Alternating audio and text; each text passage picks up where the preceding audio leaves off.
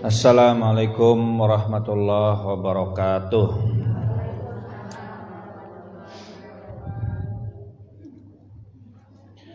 Alhamdulillahilladzi hadana li hadza wa ma kunna linahtadiya laula an hadanallah. Wassalatu wassalamu ala Rasulillah Muhammad ibn Abdillah wa ala alihi wa sahbihi wa man tabi'ahu hudah. Rabbi shrah li sadri wa yassir li amri wahlul 'uqdatam min lisani yafqahu qawli.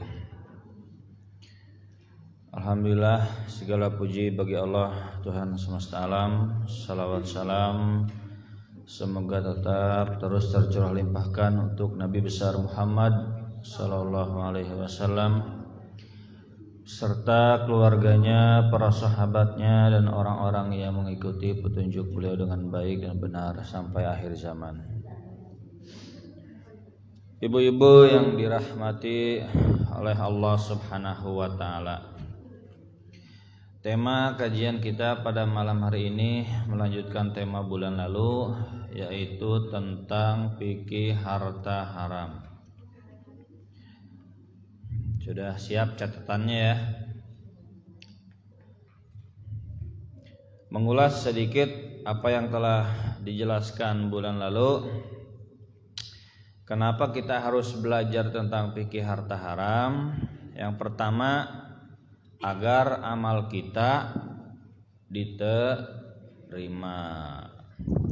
Sebab kalau ibadah menggunakan harta haram, hasil dari harta haram, dikenyangkan dari harta haram, maka ibadahnya khawatir tidak diterima oleh Allah Subhanahu wa ta'ala. Yang kedua, kenapa kita belajar tentang fikih harta haram? Agar kita tahu apa saja yang diharamkan sehingga kita bisa menghindarinya. Jadi kita belajar tentang harta haram itu bukan untuk diamalkan, tapi untuk ditinggalkan. Kita mengetahui keburukan, mengetahui bahaya, mengetahui kejahatan, bukan untuk diamalkan. Kita tahu agar kita bisa menjauhinya. Araftu syarr la lisyarr. Saya belajar tentang kejahatan bukan untuk kejahatan, untuk melakukannya. Walakin litauqih, tapi untuk menjauhinya. Nah, ibu-ibu nanti akan saya kasih tahu nih beberapa tentang harta haram. Ini. Nah, itu tujuannya bukan untuk diamalkan, untuk dijauhi. Yang ketiga, kenapa kita belajar fikih harta haram? Agar hidup kita berkah, terhindar dari siksaan di dunia maupun di akhirat. Siksaan di dunia apa? Tidak tenang. Orang yang bekerja dari harta haram, harta yang tidak halal, itu hidupnya tidak berkah, tidak tenang. Hidupnya tidak berkah, tidak tenang, dan di akhirat nanti dia diazab. Kenapa diazab? Karena dagingnya itu tumbuh dari harta yang haram. Ibu-ibu yang dirahmati Allah Subhanahu wa ta'ala, haram itu ada berapa, Bu? Ada dua. Ada haram karena zatnya. Haramnya karena zat. Emang zatnya haram. Contohnya anjing, babi, homer, patung. Anjing, babi, homer, patung itu haram. Haramnya zatnya. Zat itu bendanya emang haram. Anjing haram, bendanya anjingnya. Babi haram, babinya. Homer haram ya karena babinya. Patung haram ya karena patungnya. Haramnya bukan dimakan, Bu, bukan makan patung, bukan, tapi menggunakan patung sebagai pajangan, membeli patung, menjual patung, menyimpan patung, apalagi menyembah patung. Patung itu tidak boleh dimanfaatkan apapun, baik dibeli, dijual, buat ya apapun dipajang nggak boleh, haram. Patung itu bolehnya dihancurkan, ya. Kalau nggak sanggup menghancurkan ya dibiarkan. Nah itu haram karena apa? Zatnya, emang bendanya haram. Yang kedua, haram karena cara mendapatkannya. Ya, bersih kan. Yang kedua, haram karena cara mendapatkannya. Kalau ini bendanya halal, sebenarnya bendanya halal. Cara ngedapetin uang, cara ngedapetin mobil, cara ngedapetin harta halal sebenarnya mah bendanya. Cuman cara mendapatkannya, cara memperoleh hartanya haram. Contohnya apa? Cara mendapatkannya riba. Nah, riba itu kan uang ya. Uang itu kan halal asalnya ya. Zatnya haram nggak? Ya halal. Bukan dimakan Bu ya, bukan makan uang 100 ribuan dimakan gitu, bukan. Maksudnya uangnya halal kan buat belanja kan. Tapi kalau cara mendapatkannya lewat hasil riba, jadi haram. Gitu. Kalau tadi emang zatnya haram. Walaupun dari jual beli patung itu kan usaha, tapi haram emang zatnya. Nah kalau yang ini bendanya halal, tapi cara mendapatkannya haram. 1, riba. 2, judi. Hasil usaha judi haram. Walaupun bendanya secara zat halal. Minuman, makanan, rumah, pakaian, hasil judi haram. Bendanya halal, paham? Bendanya mah halal, cuman karena didapatkannya lewat cara judi jadi haram. Yang ketiga, zolim. Apa? Zolim. Cara mendapatkannya zolim. Contohnya menipu, ya, menipu, membodohi, ya intinya begitu, menipu ya, atau merampas, korupsi. Nah itu haram cara mendapatkannya. Martabak halal Bu? Halal. Kalau ngambil punya orang haram. Haramnya karena cara mendapatkan apa karena zatnya? Cara mendapatkannya gitu. Jadi belajar fikih itu harus tahu teorinya, bukan begini doang. Pokoknya haram. Ya haram karena apa? Nggak ngerti. Nggak harus paham rumus-rumusnya. Haram terbagi 2. Haram li dzatihi, haram li ghairihi. Haram karena zatnya, haram karena cara mendapatkannya. Kalau saya mah bukan ceramah ya, saya selalu mengulang-ulang. Pengajian saya bukan ceramah, pelajaran sekolah, gitu, pelajaran kuliah. Makanya banyak nyatet, gitu. Jadi haram cara mendapatkan itu riba, judi, zolim. Terus yang keempat apa? Maksiat. Yang keempat maksiat. Nah ini bendanya halal sama karena zatnya halal, tapi cara mendapatkannya maksiat. Maksudnya bagaimana? Ya dia jual beli sesuatu yang maksiat. Misalkan jual beli pakaian dalam. Itu emang untuk dipakai di dalam rumah ya? Boleh? Boleh, halal. Tapi kalau jual beli pakaian yang membuka aurat dan jelas itu kemungkinan besar dipakai di luar ruangan. Jualan pakaian buat di pantai. Riba bukan, Judi bukan lagi judi. Zolim bukan lagi korupsi, tapi maksiat. Ya ibu emang jualan emang, bukan nyuri, bukan lagi judi, bukan lagi riba, tapi ibu jualan pakaian. Itu pakaian tuh buat dipakai di mana? Di pantai, di kolam renang, tempat umum, membuka aurat. Berarti sama saja ibu ta'awanu alal ismi wal udwan, tolong menolong dalam dosa.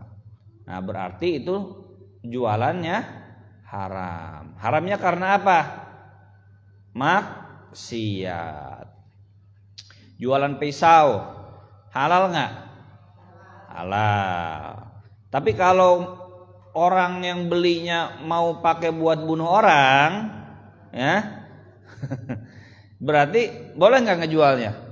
Nggak boleh. Ya kalau misalkan kita nggak tahu itu urusan kita, urusan dia. Itu mah jualan pisau pak buat nebang pohon, buat nyembeli sapi, kebo, ayam. Dia buat nyembeli orang, itu ya itu dosa dia. Tapi kalau kita tahu, mang ini baraha golok 500.000 pak, itu buat apa sih? Ini buat bunuh orang katanya, buat ngerampok gitu. Oh silahkan nih yang tajam nih pak, nih yang tajam ini gitu. Ini kuat ini pak buat dongkel jendela bisa ini pak, itu nggak patah gitu, besinya malah yang patah pak, dibantuin sama dia tuh. Nah berarti itu jual belinya maksiat ya, maksiat, haram berarti. Paham bu ya? Itu apa coba jual beli haram? Haram itu ada berapa? Dua. Satu haram karena zatnya. Belajar fikih itu harus apal poinnya bu, bukan cuma oh saya ngerti, enggak. Kalau enggak hafal poin, ibu enggak bisa nerangin ke orang lagi. Harus hafal poin. Haram karena zatnya apa aja? Anjing, babi, homer, minuman keras, homer itu ya. Terus apa lagi? Nah, patung. Termasuk narkoba. Nah, narkoba itu karena zatnya haram. Itu. Jual beli darah. Darah itu haram. Haram nggak? Haram. Karena apanya? Karena zatnya. Gitu. Terus jual beli haram karena apa lagi? Karena cara mendapatkannya. Cara mendapatkannya ada berapa? Nah, riba, judi, zolim, maksiat. Nah, sekarang kita bahas satu-satu contohnya ya. Nah, yang satu, yang kemarin tuh makan harta wakaf. Makan harta wakaf. Makan harta wakaf. Nah, harta wakaf ini berarti kategori mana tuh? Haram karena apa? Haram karena cara mendapatkannya. Harta wakaf maksudnya, jadi harta wakaf itu dipakai untuk kepentingan pribadi. Nah, itu dia berarti menggunakan harta haram. Dipakai untuk kepentingan pribadi. Misalkan mobil wakaf masjid, berarti mobil itu hanya boleh untuk kepentingan masjid. Nggak boleh dipakai kondangan ketua DKM-nya, nggak boleh. Ibu-ibu pakai liburan ke Pakis, gitu kan, ke Ancol. Suaminya ketua DKM, misalkan, udah pak pakai aja kan, bapak ketua DKM-nya, kan bapak kan pengurus masjidnya, pengurus majelis taklimnya, udah pakai aja tuh mobil buat jalan-jalan. Nggak boleh, karena itu wakaf masjid, hanya untuk kepentingan masjid. Paham? Ini contohnya bukan mobil doang, semua ya, semua benda-benda wakaf itu peruntukannya hanya untuk lembaga itu. Itu HP, misalkan HP wakaf majelis taklim ya, wakaf musola, karpet masjid. Semua benda-benda wakaf masjid, musola, madrasah, barang-barangnya itu milik madrasah, hanya untuk kepentingan madrasah, tidak boleh dipakai di luar itu. Gitu, paham? Ya. Yang kedua, makan harta hibah yang sudah diberikan. Jadi harta yang udah diberikan diambil lagi, nggak boleh. Harta yang sudah dihibahkan diberikan diambil lagi, nggak boleh. Misalkan nih udah ngasih ke istri, ya diambil lagi. Udah ngasih ke suami diambil lagi. Udah ngasih ke orang lain diambil lagi, nggak boleh. Jadi harta yang sudah diberikan tidak boleh diambil kembali. Ini yang kebanyakan mah keluarga ini, gitu. Udah ngasih misalkan ke saudara, tuh motor, ambil aja buat kamu. Berantem, diambil lagi, salah, nggak bisa. Kenapa? Karena sudah pindah milik, ya. Misalkan nih suami ngasih motor ke adiknya, udah dikasih. Berantem, diambil lagi nggak boleh. Kenapa? Karena sudah pindah milik. Kalau kata Rasulullah, orang yang ngambil harta yang sudah diberikan itu seperti anjing makan apa? Makan kembali muntahnya. Jadi muntah dimakan lagi oleh anjing. Yang ngambilnya berarti kayak anjing yang makan muntahnya. Udah dimuntahin diambil lagi. Gitu. Yang ketiga, makan harta anak yatim. Nah, anak yatim meninggal tuh bapaknya. Nah, sebagai ibu berarti harus menjaga harta anaknya, harta warisan dari suaminya untuk anaknya. Nah, itu nggak boleh dipakai buat jalan-jalan, dipakai buat nikah lagi, nggak boleh. Itu sama aja makan harta anak yatim. Yang kebanyakan makan harta anak yatim itu kemungkinan ya satu ibu, kedua panitia. Itu hati-hati tuh yang jadi panitia anak yatim.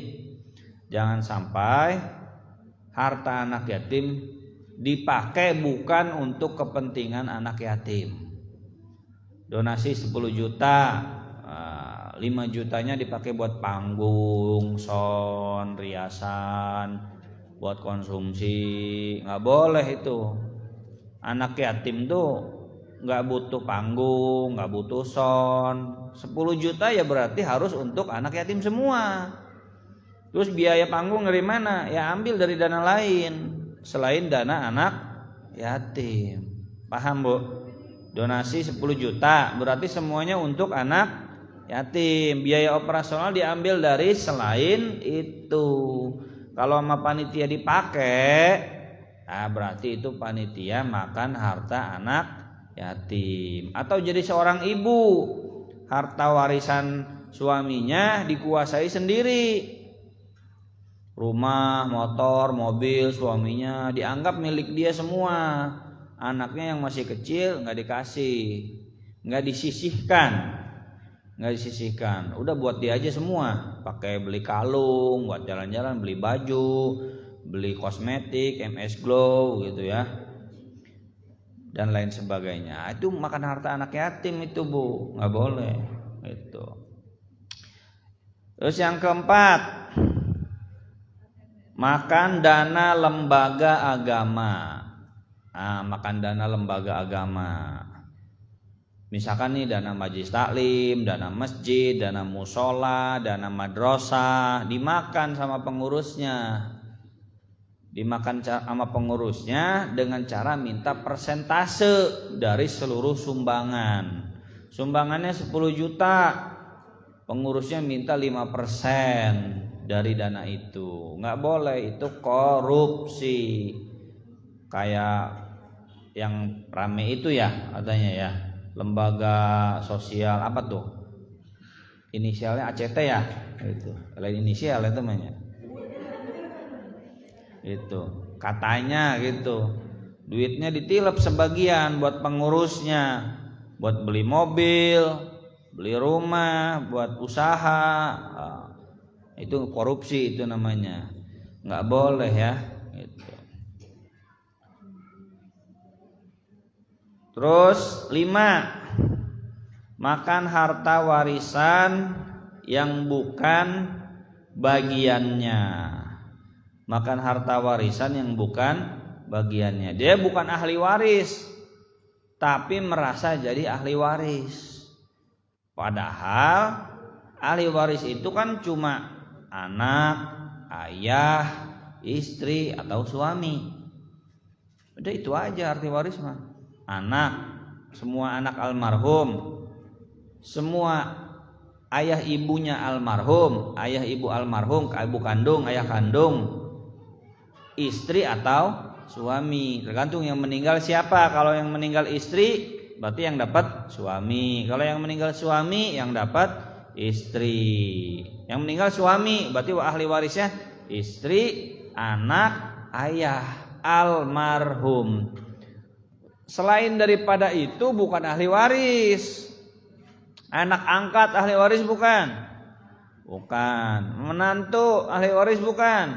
Bukan. Paman? Bukan. Paman itu jadi ahli waris kalau yang itu udah pada nggak ada ahli waris utamanya. Nah, jangan mentang-mentang dekat sama almarhum jadi anak angkat terus minta bagian warisan. Mentang-mentang keponakan minta bagian warisan, padahal keponakan itu bukan ahli waris. Gitu ya.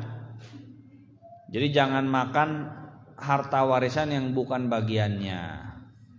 Kalau tadi kan makan harta anak yatim. Misalkan anak yatimnya nggak ada, berarti pengantin baru misalkan nih belum punya anak, suaminya meninggal. Nah, berarti warisan ahli warisnya siapa? Orang tua suami ya, orang tua almarhum plus istri.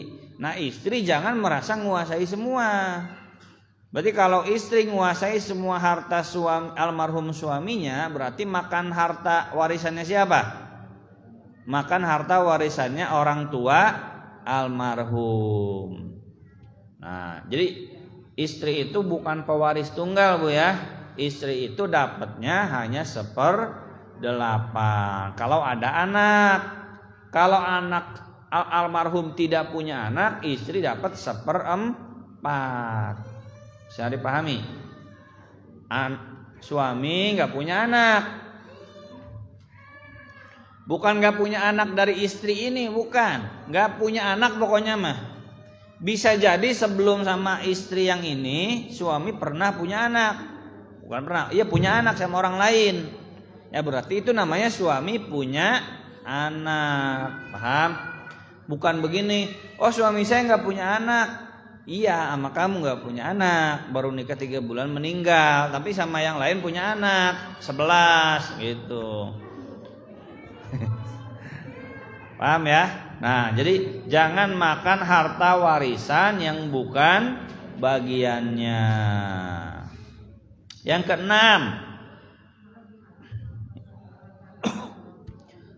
makan uang suap yang dikira bukan suap. Jadi makan uang suap yang dikira bukan suap. Contohnya nih, 1, karyawannya sudah digaji. Dia udah kerja, kewajibannya emang itu tugasnya dan udah digaji. Gitu. Terus itu dia dapat ya, dikasih hadiah dari pelanggannya. Misalkan karyawan pabrik, ya karyawan Alfamart, itu kan sudah digaji ya, digaji nggak tuh? Digaji. Melayani pelanggan kewajibannya bukan? Kewajibannya. Nah, kalau perusahaannya melarang dapat tips, dapat uang hadiah dari pelanggan customer, maka itu namanya uang suap.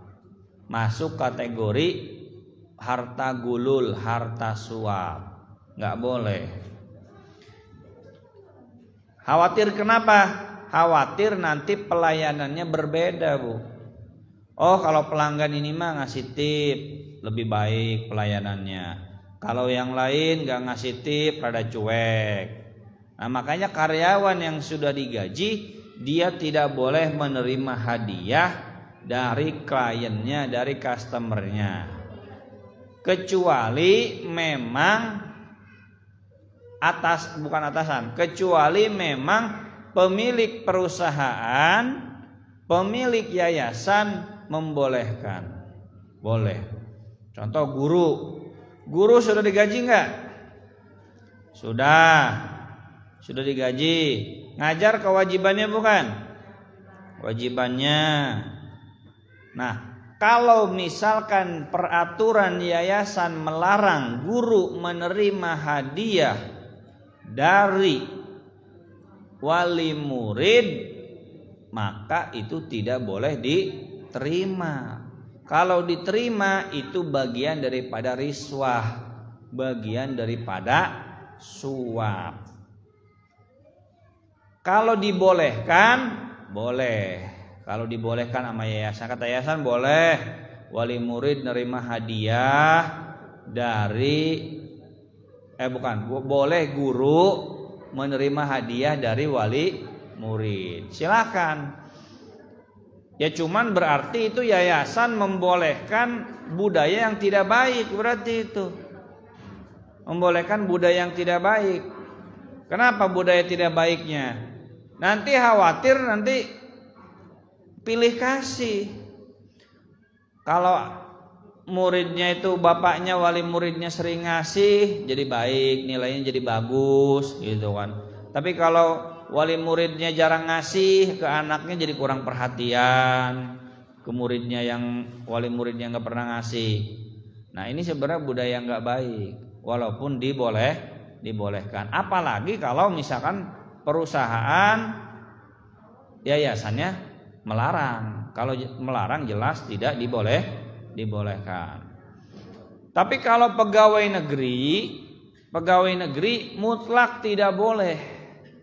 Pegawai negeri, pejabat, polisi, hakim tidak boleh dapat hadiah karena dia melaksanakan kewajibannya. Mutlak kalau ini. Kalau tadi swasta ya. Tadi saya bicara swasta. Swasta dulu deh. Misalkan kurir. Kurir dibolehkan nggak sama perusahaannya nerima tips? Boleh. Ya berarti boleh. Cuman walaupun boleh, berarti ibu buat tradisi yang kurang baik. Apa tradisi yang kurang baiknya? Nanti si kurir itu jadi pilih kasih. Wah si ibu ini mah kalau saya nganter suka dikasih tips. Dicepetin hujan-hujan juga gitu. Nah kalau yang gak ngasih tips, oh gampang, ini mah kan paketnya juga reguler 3 hari. Padahal bisa nganter, ntar aja gitu, karena gak ngasih tips. Gitu, pelayanannya jadi beda, padahal itu kewajibannya. Walaupun dibolehkan memang sama perusahaan, gak dosa ibu ngasih, boleh. Tapi itu jadi budaya yang tidak baik. Di pesantren pun sama Bu, di sekolah Islam juga, SDIT di mana-mana, di Buya Yahya di sana, Buya Yahya ngelarang santri yang melayani tamu dilarang menerima hadiah dari tamu. Tujuannya apa Bu? Menjaga hati supaya nanti tidak pilih kasih dalam melayani tamu. Bisa dipahami nggak Bu? Coba nih, kalau misalkan nih, oh tamu ini mah kalau datang teh wali murid suka ngasih martabak 10 bungkus. Langsung tuh tamu itu datang langsung pada berjajar, siap gitu kan. Langsung sepatunya disemirin, dipijitin gitu ya. Oh, mangga Bapak Ibu di sana Bu ya, ruangan tunggunya dibersihin. Tapi kalau wali murid yang enggak pernah ngasih, keun deh si eta mah datang sorangan gitu antepkeun. Pak di mana masjid? Oh, belah itu gitu kan. Nah ini kan jadi budaya yang tidak baik. Apalagi kalau pesantrennya melarang, kata pesantren kiainya nggak boleh, pokoknya santri di sini melayani tamu ya nggak boleh nerima, kalau dikasih tolak. Kalau diterima juga, ya berarti itu suap itu namanya. Paham nggak Bu nih? Paham ya? Sekarang misalnya di SDIT, kata yayasan boleh, ya berarti nggak dosa. Cuman itu namanya budaya yang tidak baik. Tapi enggak kok Pak Ustadz, guru di sini mah mau dikasih banyak juga sama wali murid ini nggak ngaruh. Semua tetap sama muridnya diperlakukan. Itu kan ngomong, hati kan siapa tahu ya. Gitu. Masa sih nggak percaya saya kalau ada orang yang sering dikasih nggak berhutang budi? Kan manusia itu hambanya hutang budi, betul nggak? Kalau udah dikasih hutang budi, dikasih banyak jasa, pasti merunduk itu. Itu. Jadi jangan bilang, enggak saya mah jadi guru tetap independen, kredibel. Walaupun dikasih sama wali murid, sama murid lain tetap bagus, tetap baik. Iya, tapi berubah pasti. Kalau anak yang ini nakal, yang wali muridnya baik, paling cuma dielus-elus, jangan gitu ya. Gitu. Tapi kalau sama yang jarang ngasih, disentil gitu kan, bader cenah budakna gitu. Ya, bisa dipahami Bu ya. Ini swasta nih. Kalau swasta boleh jika dibolehkan oleh pimpinannya. Tapi walaupun dibolehkan, jadi budaya yang tidak baik. Kalaupun ibu mau ngasihnya jangan ketahuan gurunya. Kasihnya ke kepala sekolah. Kepala sekolah nggak usah ngasih tahu. Misalkan ibu mau ngasih kue, martabak misalkan 10 bungkus. Kasih aja ke kepala, Pak, tolong bagiin ke semua. Jangan bilang dari saya ya, gitu. Hamba Allah, foto cekrek gitu. Hamba Allah, posting di Instagram. Hamba Allah memberikan martabak 10 bungkus, gitu. Kanyahoan hamba Allah nah temannya. Nah itu yang swasta. Nah sekarang yang negeri, kalau negeri mutlak gak boleh. Pegawai negeri, pejabat, polisi, apalagi lurah, camat, bupati, pak pati, mapati, apalagi gubernur, menteri, presiden, KPK, semua pejabat negara, pejabat pemerintah, PNS tidak boleh mendapatkan hadiah karena dia menjalankan tugasnya. Kalau mendapat hadiah dari tugasnya, kewajibannya itu berarti suap, korupsi. Kalau korupsinya di atas 1 miliar, tangkap KPK. Kalau di bawah 1 miliar, saya nggak tahu tangkap siapa tuh. Paham Bu ya? Lurah itu kan kewajibannya datang setiap acara. Kenapa harus minta? Ya, itu. Ibu misalkan jadi PNS, pelayan masyarakat, guru, itu, atau jadi pelayan PNS bidang jalan misalkan. Nah ibu emang tugasnya benerin jalan, ngawasin gimana di jalan pembangunan bener nggak. Terus ada warga ngasih uang gitu, misalkan ngasih hadiah, nah nggak boleh diterima, nggak boleh. Ya kecuali kecil, hadiahnya kecil, cuma sekedar. Nih dalam undang-undang di bawah 1 juta. Dalam undang-undang di bawah 1 juta. Kecuali lagi bukan urusan pekerjaan, karena tetangga, karena teman boleh. Paham nggak? Ini saya PNS, saya menjalankan tugas, tapi ini dikasih hadiah bukan karena saya PNS, tapi karena kebetulan kita tetangga, dia ngasih sebagai tetangga. Murni ya sebagai tetangga ya. Karena temen, karena ulang tahun, karena hajatan nikahan anak gitu. Tapi kalau karena pekerjaannya, berarti itu masuk kategori suap gitu. Yang keberapa tadi? Yang ke-6 ya. Yang ke-7, makan harta zakat padahal dia bukan mustahik zakat. Nah, ini makan harta zakat padahal dia bukan mustahik zakat.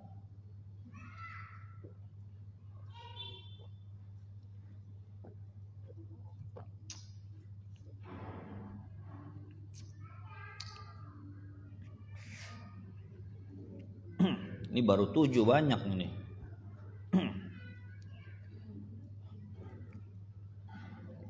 Ya. 7.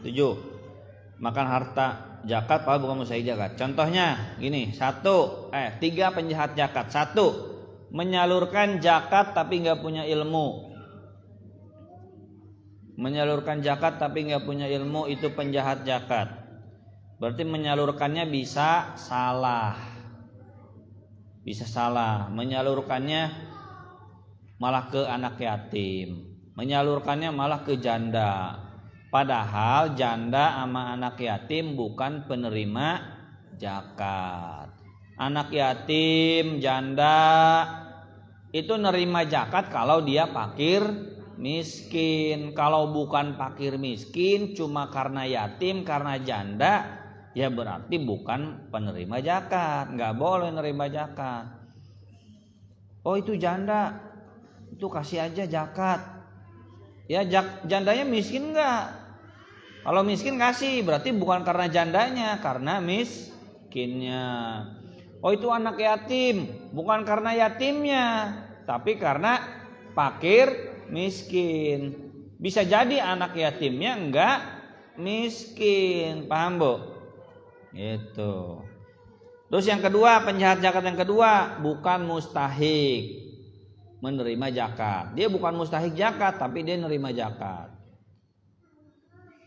Terus yang ketiga, wajib zakat tapi tidak mau berzakat. Gini, satu-satu ya. 1, penyalurnya, berarti amilnya. Amilnya nggak paham ilmu zakat. Akhirnya salah memberikan zakat, ngasih zakat ke janda, ke yatim, padahal bukan miskin. Nah berarti penyalurnya itu, amilnya itu penjahat zakat. Kenapa penjahat zakat? Karena dia ngasih salah. Padahal itu haknya orang miskin, haknya fakir miskin, tapi dikasihkannya salah. Gara-gara si amil gak punya ilmu, berarti penjahat zakat. 1, penyalurnya. 2, yang 2 nih mustahik, bukan mustahik tapi merasa mustahik. Dia janda, dia tahu bukan orang miskin, dikasih zakat diterima aja tuh. Nah berarti itu penjahat zakat. Kenapa? Karena dia menerima zakat padahal dia tidak berhak. Paham bu? Ibu misalnya ada yang ngasih zakat, ibu ingat-ingat dulu, ibu tuh fakir bukan, miskin bukan, mu'alaf bukan, ya berarti tolak. Kalau ibu nerima juga, lumayan nih, nah berarti itu penjahat zakat, berarti makan harta haram. Itu. Terus yang ketiga, orang wajib zakat tidak mau zakat. Ibu udah kaya raya, uang banyak, bukan uang suami ya, uang ibu. Uang suami istri beda. Dalam fikih Islam, suami istri setiap orang punya harta masing-masing. Bisa pindah milik kalau dihibahkan, dinafkahkan, ya. Enggak otomatis uang suami, uang istri, uang suami.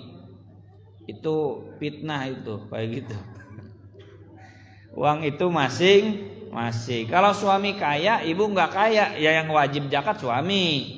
Ini ibu kaya, ceritanya duit ibu sendiri, berarti wajib zakat. Ibu wajib zakat tapi nggak zakat, nah penjahat zakat. Wajib zakat tapi tidak mau zakat, penjahat zakat. Kenapa? Karena ibu nggak mau mengeluarkan haknya fakir miskin, nggak mau dikeluarin. Itu berarti ada harta haram di harta ibu tuh karena nggak dikeluarkan. Ada haknya orang miskin. Dah, yang ke-8 sekarang. Yang ke-7. 8. memanfaatkan barang gadai.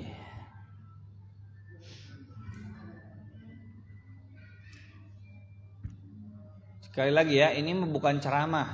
Pengajian saya nggak pernah ceramah dari dulu, Saya mah nggak bisa ceramah Saya mah pelajaran, pengajian, pelajaran, mata pelajaran fikih. Kayak sekolah, kayak kuliah, bukan ceramah lepas, bukan. Saya nggak bisa kalau suruh ceramah itu. 8. Memanfaatkan barang gadai. Barang gadaian itu, Bu, hanya jaminan. Ada orang mau pinjem uang, ibu nggak percaya, ya nggak diomongin sih, nggak percaya. Tahu nggak dibayar, nggak bisa bayar. Mana jaminannya, Pak? Mau minjem uang saya 10 juta, nih motor. Nah, motor itu jaminan, disimpan doang, nggak boleh dipakai. Kalau dipakai itu haram itu. Kenapa? Riba itu. Berarti ibu memanfaatkan barang gadai, mendapat untung dari hutang. Mendapatkan keuntungan dari hutang itu riba. Barang gadai dipakai berarti untung nggak, Ibu? Untung. Duitnya utuh, pakai barang kan untung ya dari hutang. Nah, itu riba. Jadi kalau mau pakai barang nyewa, bukan gadai. Jangan begini nyari mobil, siapa yang mau gadai mobil? Nah, berarti itu ibu mau nyari riba, berarti itu. Saya mau nyari riba, siapa yang mau? Bukan. Yang benar tuh saya butuh mobil, saya mau nyewa mobil. Bukan ngasih utang ke orang, mobilnya terus dipakai jadi gratis. Duit balik utuh. Mobil jadi gratis. Nah, berarti ibu dapat untung dari hutang. Kullu qardin jarra naf'an fahuwa riba. Setiap hutang yang dapat untung itu riba. Kan begini, utang 10 juta dibayar 20 juta, riba bukan? Riba. Utangnya 10 juta dibayar 20 juta, riba.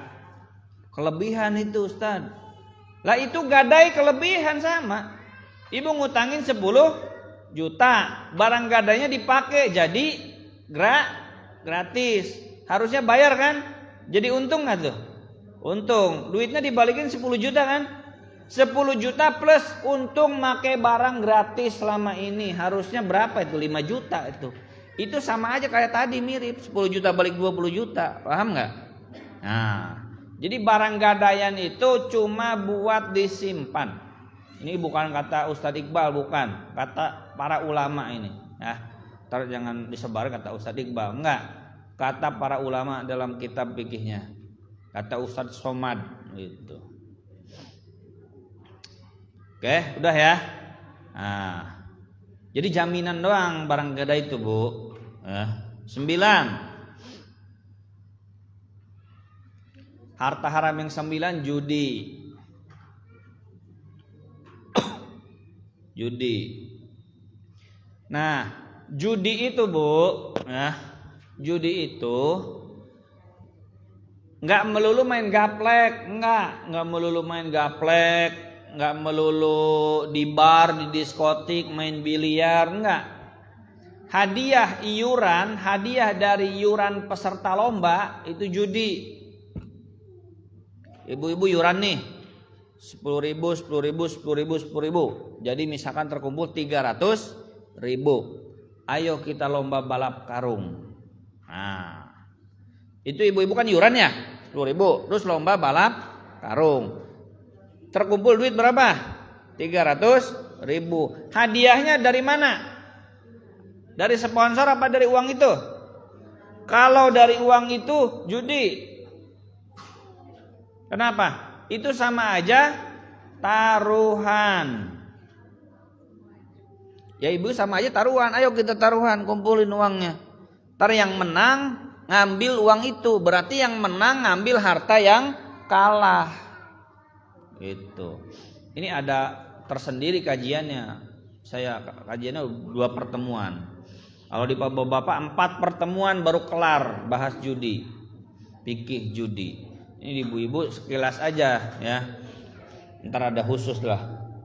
Jadi gini, rumusnya begini rumusnya.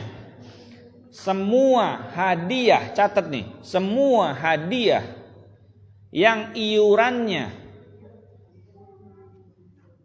semua hadiah yang dananya diambil dari uang iuran peserta lomba, semua hadiah yang dananya diambil dari iuran peserta lomba, maka itu judi. Misalkan nih Jalan Sehat, titik Bupati Cup, misalkan Jalan Sehat. Ayo Jalan Sehat, daftar 100.000. Ibu-ibu daftar tuh 100.000, bapak-bapak daftar 100.000. Terkumpul duit berapa? Misalkan 500 juta. Hadiahnya mobil, motor, rumah. Jalan Sehat, nanti di jalan, nanti diundi. Nah, mobil, motor, rumah dapat dananya dari mana? Diambil dari mana? Dari iuran itu. Nah, berarti judi. Ibu sama aja masang uang. Kan yang kalah dapat apa? Nggak dapat apa-apa kan? Nah, berarti yang menang ngambil hartanya yang kalah. Itu judi. Ya? Ya.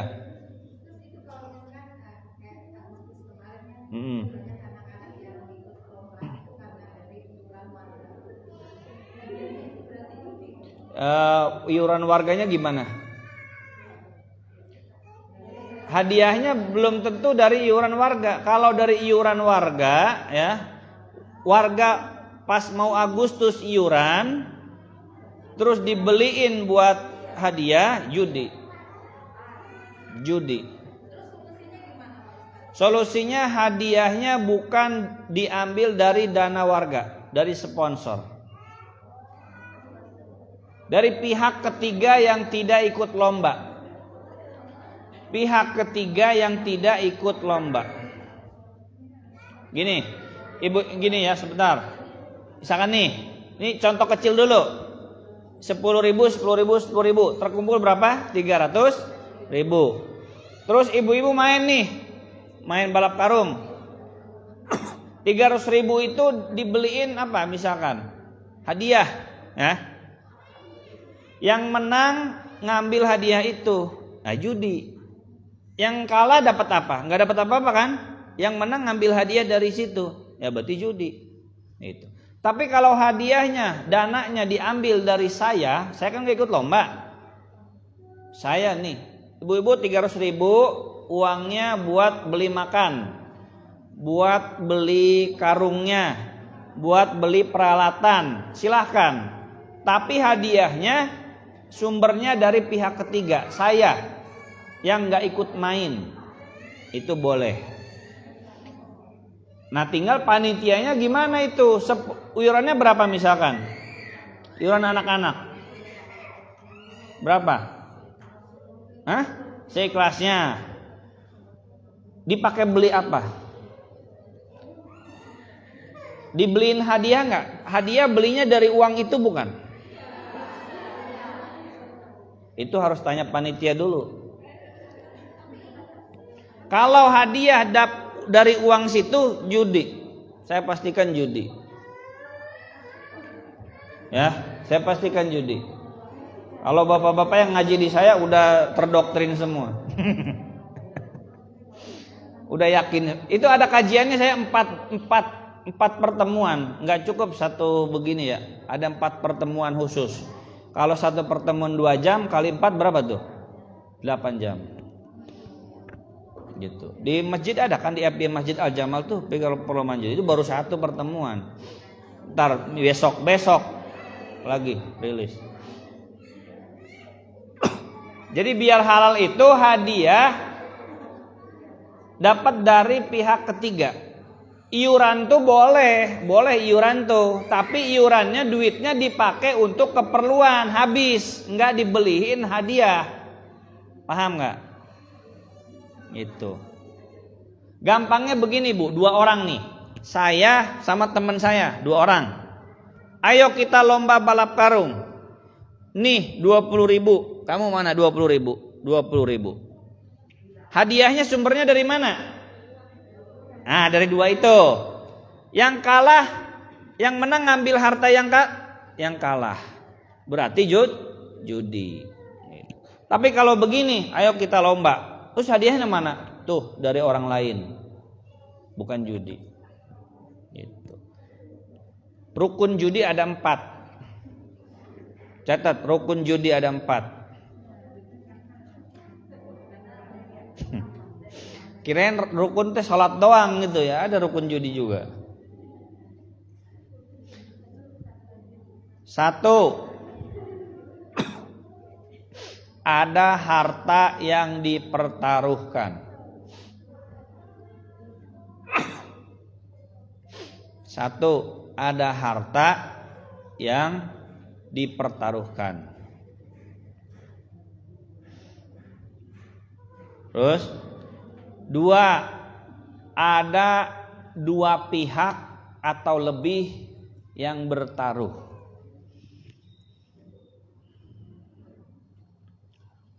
Ada 2 pihak atau lebih yang bertaruh.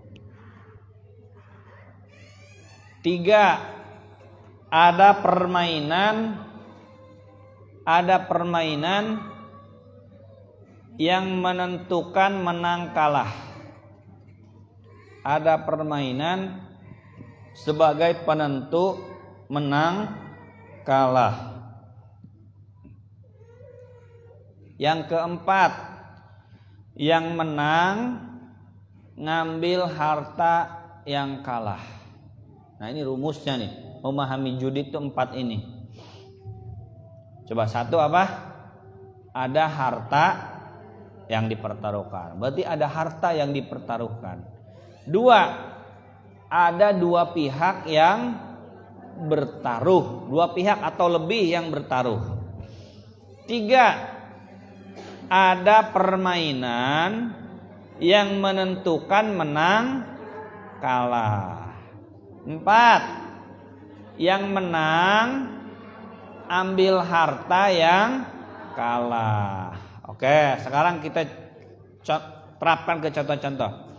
Tadi ibu-ibu ngasih uang 10.000 terkumpul 300.000, ya. Ada harta yang dipertaruhkan nggak? Ada. Uang tadi kan uangnya dibeliin hadiah kan? Berarti itu harta yang dipertaruhkan. Ada 2 pihak atau lebih yang bertaruh, ada? Ada. Bahkan lebih ya. Lebih, berapa pihak yang bertaruh? Ada permainannya enggak? Permainan yang menentukan menang kalah. Oh, penentu yang menang kalah itu permainan ini. Kalau nyampe finish berarti menang, kalau enggak berarti kalah. Ada permainan yang menentukan menang kalah. Yang menang ambil harta yang kalah. Kalau yang menangnya 2 orang, berarti yang 2 orang itu yang menang, ngambil hadiah itu. Yang menang ambil hartanya yang kalah. Kan yang kalah uangnya berarti diambil ya? Sama siapa? Sama yang menang. Contoh capit boneka yang sering di mall-mall tuh. Oh, 1, ada harta yang dipertaruhkan enggak? Pemain yang bermain nih mempertaruhkan apa? Koin.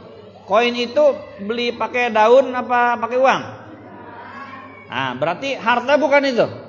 Harta. Si pemilik mesin mempertaruhkan apa? Boneka.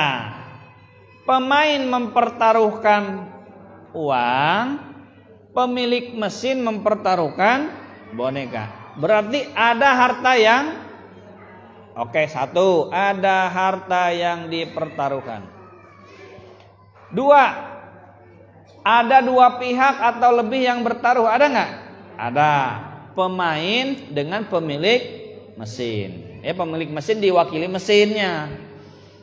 Oke, 2 udah ya. 3, ada permainan yang menentukan menang kalah. Ada? Permainannya apa? Nyapit. Permainan itu menentukan menang kalah.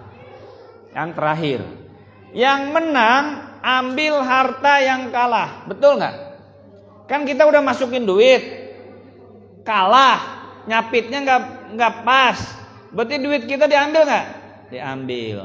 Lah kalau kita menang, bonekanya yang diambil. Berarti yang menang ngambil hartanya yang kalah. Kita menang ngambil capit boneka, berarti kita ngambil boneka itu dengan uang kecil. Betul nggak? Uangnya cuma berasi 3.000, bonekanya seharga 100.000. Berarti yang menang ngambil harta yang kalah. Maka itu terpenuhi 4 unsur rukun judi. Nah sekarang di Agustusan, ada harta yang dipertaruhkan. Ada. Harta yang dipertaruhkannya apa? Iuran. Iurannya bukan habis buat operasional, bukan. Kalau iurannya habis buat operasional, hadiahnya diambil dari pihak ketiga, berarti tidak ada harta yang Paham kan Ibu? Ibu-ibu iuran total 1 juta. 1 juta itu dipakai makan, dipakai buat beli karung, balon. Habis. Hadiah bukan dari 1 juta itu. Dari lurah, dari penonton yang gak ikut main. Berarti ada harta yang dipertaruhkan? Tidak. Paham ya? Tapi kalau hadiah diambilnya dari iuran 1 juta, dibelikan hadiah senilai 500.000, 500.000 lagi buat operasional, 500.000 buat hadiah, berarti 1 checklist, ada harta yang dipertaruhkan. 1. 2, ada 2 pihak atau lebih yang bertaruh, ada nggak? Itu para pemain. Berarti 2 pihak atau lebih yang bertaruh.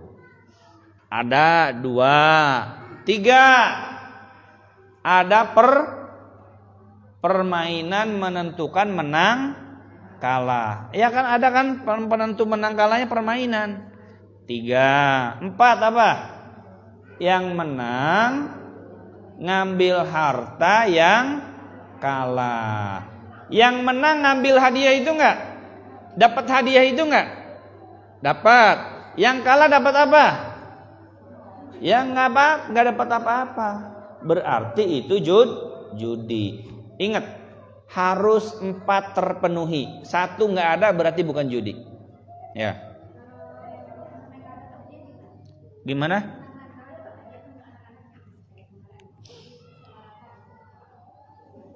Berarti yang menang, yang kalah semua dapat hadiah. Bukan judi berarti. Ya.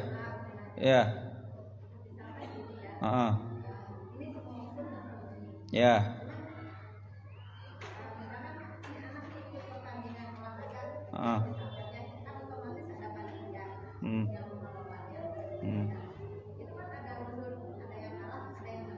Ya. Ya.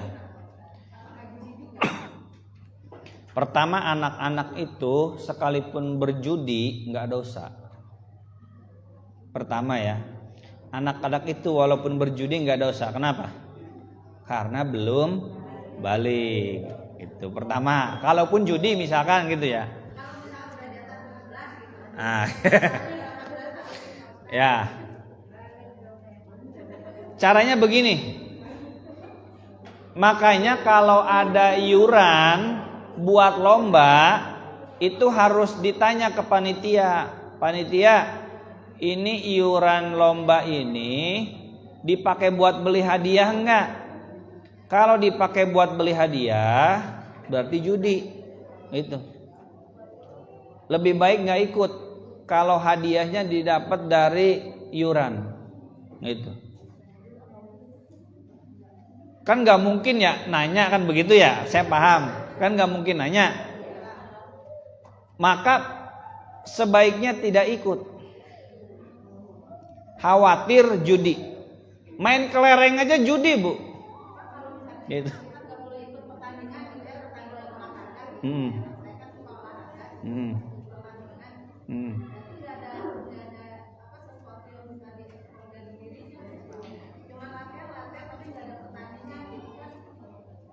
Ya makanya gini, kan soal mengeksplorasi diri kan itu kan bisa urusannya lain ya. Bisa dia berlatih sendiri, kan gak harus sifatnya lomba gitu. Bisa dia berlatih sendiri, ya. Atau bisa juga kan hadiahnya kan solusinya dari pihak luar, dari sponsor. Makanya yang terpenting tuh begini, Bu. Ini kan bicara hadiah. Hadiahnya sumber dari iuran. Ya.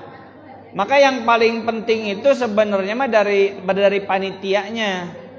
Kalau dari peserta itu selagi tidak tahu sebenarnya tidak dosa. Kalau dari peserta gitu. Tapi kalau kita tahu ya nggak boleh gitu. Nggak boleh. Contoh gampangnya begini nih, Bu. Banyak ya contoh-contoh. Misalkan SMS berhadiah. Ayo kirim SMS sebanyak-banyaknya dukung artis ini. Itu SMS-nya mahal nggak, Bu? Mahal. Itu sama aja ibu tuh bertaruh. Kan begitu ya? Ada harta yang dipertaruhkan gitu. Terus ada permainannya, diundi nanti kan? Diundi gitu.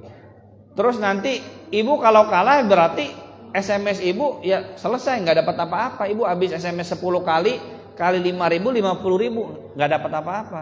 Yang menang dapat apa? Ya dapat mobil, ngambil hartanya yang kalah gitu. Nah ini yang paling penting unsurnya tuh unsur dari panitia.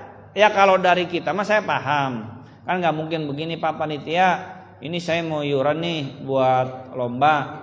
Tapi catat ya, ini iurannya nggak boleh buat beli hadiah ya, kan nggak mungkin begitu ya. Gitu. Nggak mungkin begitu kata Pak Ustadz, itu judi. Ya ibu tinggal begini aja gitu. Kalau sudah tahu ya berarti hindari kehati-hatian. Harus pakai kehati-hatian. Ini panitianya kayaknya dibeliin hadiah nih iurannya. Berarti nggak boleh ikut, jangan ikut. Toh masih banyak cara pengembangan diri selain daripada berhadiah, kan bisa gitu. Atau berhadiah kan dari sponsor banyak, dari iklan, gitu, dari lurah, dari bupati kan bisa, gitu ya. Nah begitu aja Bu ya, segitu dulu, gitu. Untuk judi itu ada kajian khusus 4 pertemuan di Masjid Al Jamal juga ada di FB-nya tuh ya. Silakan disimak tuh. Di FB Masjid Al Jamal baru 1 pertemuan. 1 pertemuan lagi besok gitu. Emang gini, saya paham. Awalnya juga saya ngerilis kajian ini di bapak-bapak. Itu bapak-bapak juga pada bingung, masa judi tad kata kayak gitu. Tapi setelah 4 pertemuan, insya Allah paham. Insya Allah paham. Clear. Gak akan ada salah paham gitu. Bapak-bapak lebih kritis dari ibu-ibu, bapak-bapak. Saya bapak-bapak 25, saya jawab semua gitu. Selesai semua gitu. Karena memang waktunya memungkinkan gitu ya. Ada tema khusus, kalau ini kan temanya bukan khusus judi ya. Ini temanya fikih harta haram. Salah satunya adalah membahas tentang judi gitu. Demikian, wabillahi taufiq wal hidayah. Assalamualaikum warahmatullahi wabarakatuh.